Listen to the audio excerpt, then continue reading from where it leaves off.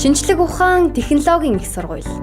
Сайн байцгаана уу? Шинжлэх ухааны технологийн их сургуулийн хэрэглээний шинжлэх ухааны сургууль дахь физикийн техникс хэрэгжүүлдэг хэрэглээний физик хөтөлбөрийн танилцуулгыг та бүхэнд хүргэж байна. Тэгэхээр манай хөтөлбөр бол өмнө нь инженер физик нэгтэйгээр бол бэлтгэгдэн гаргадаг байсан. Энэ хэсэг завсарлаад сүүлийн 2 жил бол хэрэглээний физик хөтөлбөр бол оюутны бэлтгэж эхлэв байна. За манай нэлээд сурч байгаа энэ оюутнууд нь бол төгсөөд гарч байгаа ажлын байр энэ чиглэл одоо сурч байгаа оюутнуудын талаар дараа танилцуулаас та бүгд үзээрэй.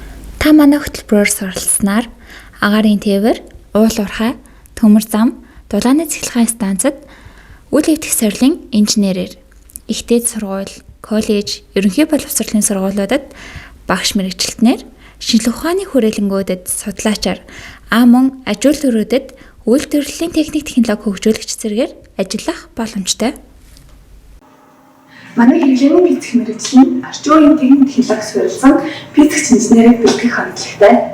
За манай хангаараа 2 танилцах дадлагт гарсан. Нэгд нь Дорнов аймгийн Батрахын нэржээ уран холбогдолтой мурхаад, нөгөөх нь Монголын иргэний агаарын тээвэрт завсар үйлчилгээний төвтэй танилцсан. Харин одоогийн байдлаар шинжлэх ухааны академик физик технологийн хүрээлэнд цалинтай дадлагчигч оюутан хөтөлбөрт хамрагдаад явж байна. Бид 2 жилийн хугацаанд суралцсан програмуудаас гэх юм бол SolidWorks гэдэг програм дээр 3D деталийн дүрс боловсруулж мөн тэрийг хэвлэж сурсан. Мөн түнчлэн Corel програмыг ашиглан лазер синтезийн машиныг ажиллуулж сурсан. Үүнээс гадна бид математик тохиолдлын 2 програм сурснаас эхнийх нь математика програмн дээр дата боловсруулж мөн MATLAB-ыг сурцсан байна. Манай мэргэжлийн